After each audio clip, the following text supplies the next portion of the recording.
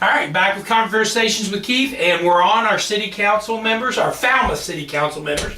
Butler, there is the same amount of candidates as there are people running, so there's nobody there that's going to not be on city council as long as they get one vote. I asked yesterday, and hopefully they vote for themselves. It'd be kind of embarrassing to run and get 0 votes. So we're really not going to delve into Butler City Council since everybody's going to be on there.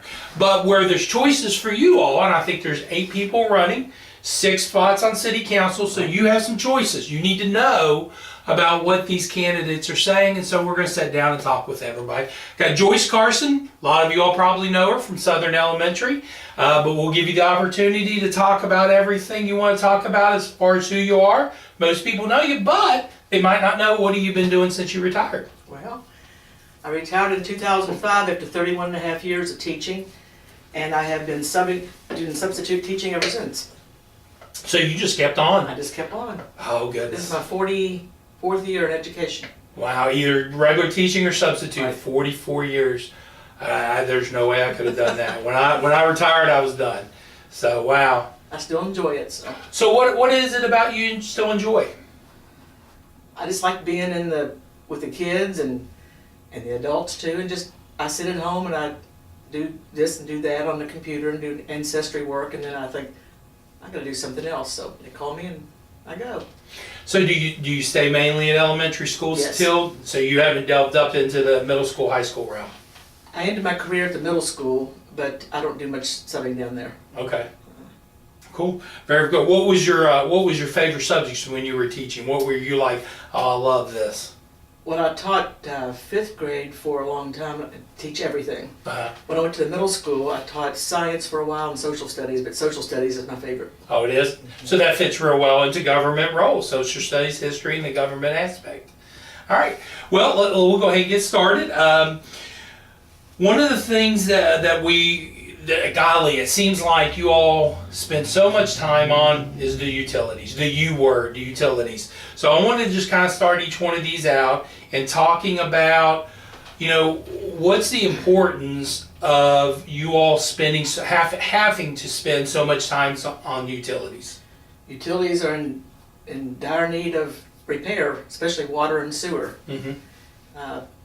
And we've had agreed orders from Frankfurt that we have to repair them. So what does that mean, agreed orders from Frankfurt? well, it's something you have to do or you'd be fined for it. Okay. And you get fined and you're still going to have to do it. Right. So no matter what, you're going to have to do it. It's just whether you're We going don't to be have fined. a choice.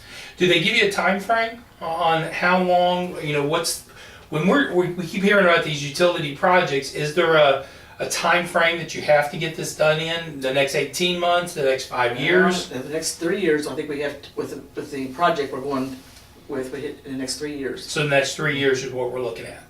What's going to be the choices, the decisions that you're all going to be faced with this project?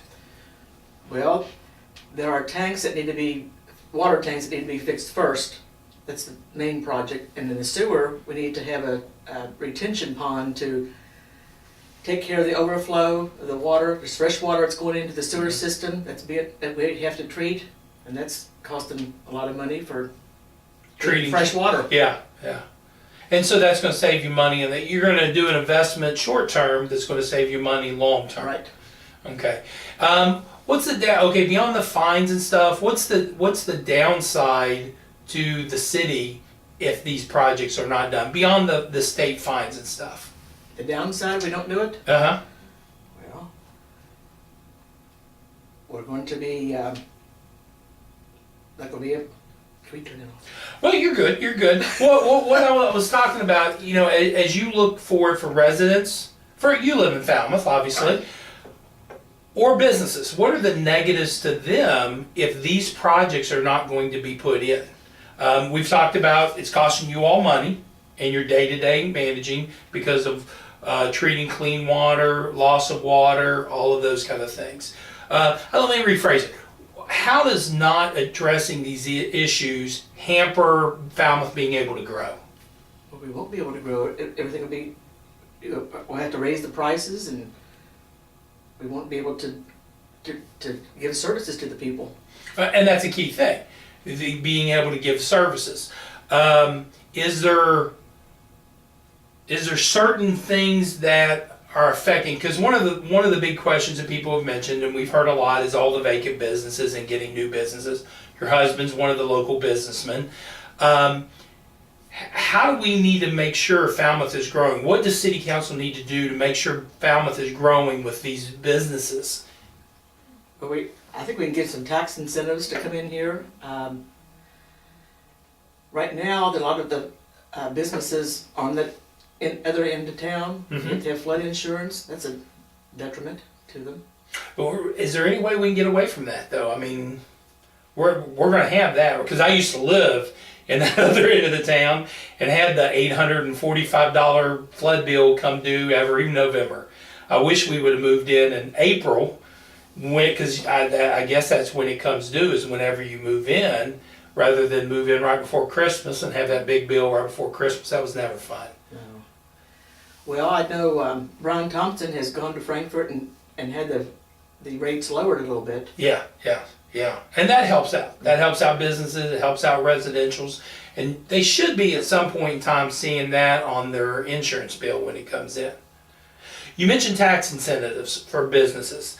Kind of more specific, what are you looking for there? Are there things you all talked about? Well, like insurance premiums, maybe you could give them a break on that. Okay. One thing. As far as electricity and those kind of things, I don't know what we could do. Okay. We need to work through that and maybe talk about some things we can do to attract more businesses. And that's a key thing, that you want to bring more businesses and residents Sure. back to Falmouth and those kind of things. Back in July and August, and then I get part of September, leading to, we had the utility rate increase. I don't know if fiasco is a better word. I don't know what the correct word is there. Things like that occur. But the key point in my mind is, what did you learn from it? Well, it was a lack of communication. We should have communicated to the public what we planned to do first before we did what we did. Okay. It had to be done. Mm-hmm. In all fairness, it's a tough decision. They talk about people on fixed incomes. I'm on fixed incomes now since I'm retired. Mm-hmm. And of course I'm doing other things to help pay for my utilities and so on. But yes, we should have done it a little bit at a time. It should have been done a long time ago, a little bit at a time. But I think lack of communication and telling everybody what was going to happen instead of being blindsided, I think, unfortunately. But it did have to be done. It was a tough decision, so. Yeah. I've noticed that the City of Falmouth Facebook page has been a lot more, busy is not the right word, but it's being utilized a lot more since that decision. Was that something that was discussed, that to kind of use that? Yes. And promote things more often? Yes, let everybody know what's going on. Gotcha. Yes. And I think you all put up your agendas now on City of Falmouth when the meetings and those kind of things. Right. Okay. As you move forward, the other thing that recently come up, and actually it's kind of came back up as a topic just this week, is that the city of Maysville voted to pass, and it seemed like from the Maysville Ledger Independent paper, the exact same trash deal with Rumpke that you all just voted down. Right. So that kind of brought it back up to focus again. And so I just wanted to have each of the candidates to come in, because that's a big area. And I think in the mayor race, it's become kind of an issue too, that one of the candidates said that this will be revisited if they win. So I wanted to give each of the city council candidates an opportunity to kind of talk about, why did you make the decisions you make, or why do they have a stance? The ones that weren't involved, why do they have the stance? So why did you? Why did you fall on the line of not privatizing? Well, I went back and forth. I was on the fence for a long time, and then I talked to a lot of constituents. They seemed to want to keep the garbage the way it was. We put 10% back into the garbage fund every month, and we had it built up to buy a new truck. Money was there, so we went with the truck. I think there's more personal service to the citizens if we keep our own garbage and leaf pickup, because we could have done leaf pickup anyway. I think this will be a good thing to keep the workers here in the county, in the city. Okay. When you say the constituents mentioned it to you, what kind of things did they say? I mean, what reasons did they give you of why they wanted the city to keep it? Well, some of them thought that they had to buy their own their garbage cans from Rumpke or rent them. Mm-hmm. I don't know if that's true or not. They said no, we can use our own. Mm-hmm. They have that option though. I mean, being a Rumpke right. customer living out in the county, I have the option to do that, but I choose to use the same ones that I used in March of 1997 when I moved there. Mm-hmm. They got big holes in the bottom. I need new ones. And like mattresses to pick up. Mm-hmm. You don't have to wrap them up like you do with Rumpke, which would be a good thing, I guess, for bed bugs and so on. Yeah. More personalized service, because if you put something out and they can't pick it up with a garbage truck, they'll send somebody out to pick it up later on, the extra, no charge. Yeah. Which we should be charging more for that. So a lot of the citizens wanted it, and I thought it was a good thing to do. Business-wise too, the dumpsters would have been more for the businesses. So. Okay. So the business owners talked to you about trying to keep costs down, and they felt like it would, that the city keeping it would keep costs down. Right. Okay. I know some people thought the other way, and that's good, but that's the way I felt would be the right decision for the citizens. Gotcha. Let's touch back on businesses again. As you envision the next 5-10 years of Falmouth, what kind of businesses, what kind of makeover to Falmouth? What was his name? Ty, the extreme makeover guy, Ty whatever. Pennington? Yeah, Ty Pennington. We get him in here and he does an extreme makeover of Falmouth. And he says, move the buses. What would you envision Falmouth looking like over the next 5 to 10 years? You being on city council if reelected and being a part of that makeover, what would you envision Falmouth to look like? I would love to see the downtown area come alive again and have more, antique shops, little coffee shops maybe, sandwich shops. That takes a lot of money. Mm-hmm. That's a big risk for people to take those buildings and do something with them. Mm-hmm. What can city council do to help those business owners? Well, I'm not sure. We'll have to look into that. I mean, I don't really know. Okay. Back to the tax incentives that you mentioned earlier, kind of figuring out what you all can do with utility rates, tax incentives, those kind of things to encourage those business owners down there. One of the other things that's obviously been a big issue is the drugs in the county, or in the city, in the county. City council doesn't have a lot that they can do beyond supporting the Falmouth Police Department. But do you see any role that you would like to see you all change over the next 4 years? Things that you would want to see the city council approve to get involved in? Well, we're doing the VIP program where you have an extra person, a lay person, to have a car to circle the community and people to report things that are going on. I would like to see, though, citizens, you say, we take back our city. Okay. To report things like that and to be a presence outside. Don't be afraid to be outside and report things. And when they report those can come to 911, Falmouth Police Department. Be anonymous. And they're anonymous at that time. And with people who have signed confidentiality agreements that they can't share things of where they might get something.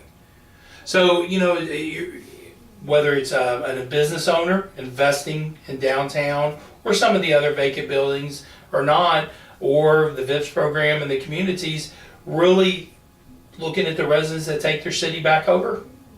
It's kind of what you being one of the residents and being involved in city council, that's kind of an encouragement step up and take over the city?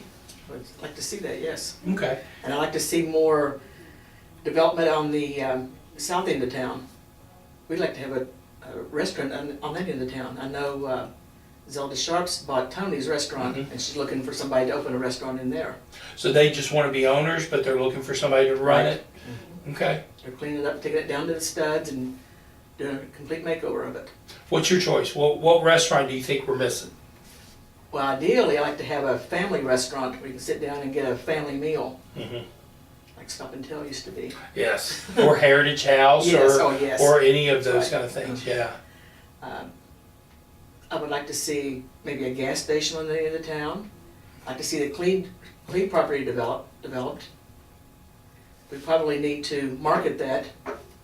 Are you looking at it being a residential, an industrial, a retail, the Cleve property? What would you personally just like to see I go would in like a there? retail, Retail? maybe with some housing, but senior citizen apartment would be great. Yeah. Yeah. That'd be wonderful, especially since I'm Yeah. at that age. Well, you know, Jan and I have talked about we have so much land and house that we're getting to the point now that we're like, why do we need all this?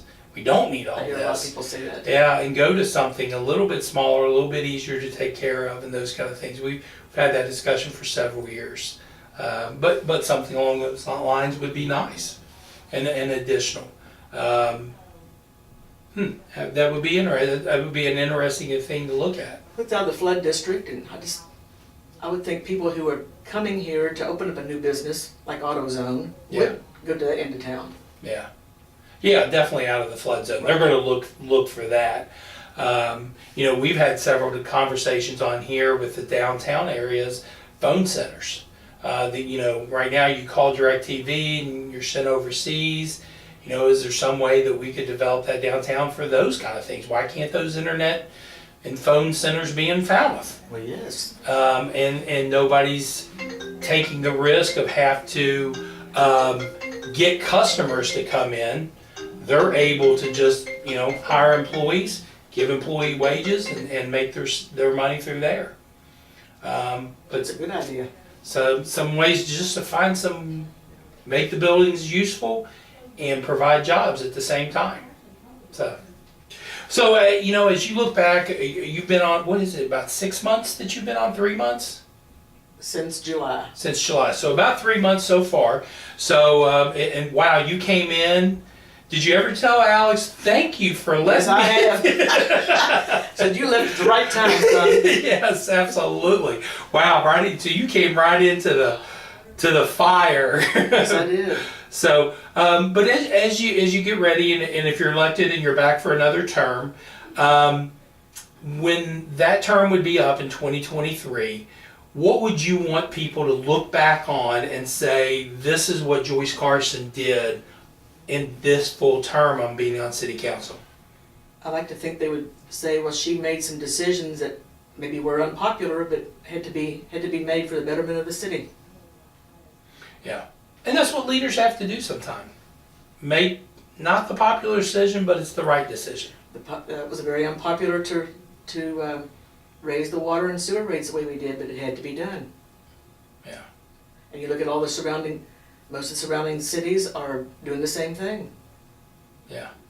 Yeah, and I think, is it accurate to say in the project that you're looking at now that to get the funding that you need to replace these sewage lines, that some of them are still clay from the 30s and 40s, that the state may put some requirement on you all for some additional increases, or do you think you've reached the point?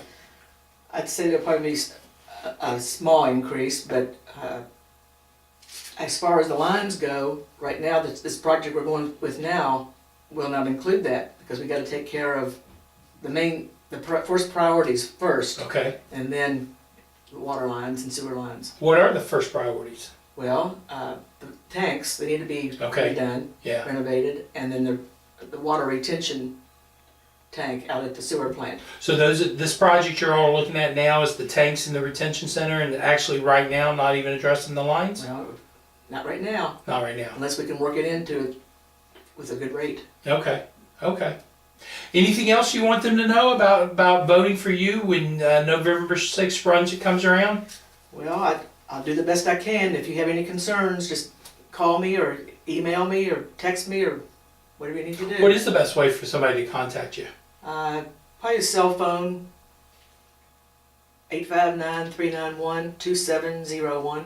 And no calling and asking if Prince Albert in a can or anything like that. So make it a serious phone call and respectful at the same time.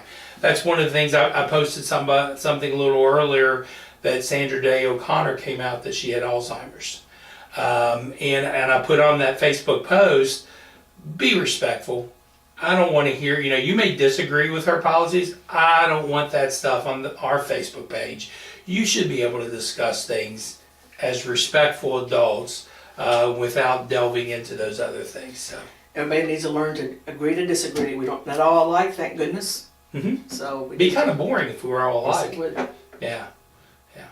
Well, thank you for coming down this morning and spending a few minutes with us to kind of give some idea. Got a lot of these lined up, so they're not going to be the Mark Hart, Greg Colson 2-hour interviews with 8 different candidates. So a little bit shorter, a little bit talking, but wanted to still give you all an opportunity to talk to the residents of Falmouth and let you know kind of what you're thinking and your thoughts and those kind of things. So thank you for coming out. Thank you for 44 years. 44 years was it? 44. Service? Man, that's a long time. 44 years. Sarah, Jesse, you're not Sarah. You're not even, she's been teaching longer than you've been alive. So thank you all again for coming out and listening to us, and check out all of our videos on FalmouthOutlook.com. Do not go to YouTube and watch them. That does not help us out. Support your local businesses by going to FalmouthOutlook.com. Thank you.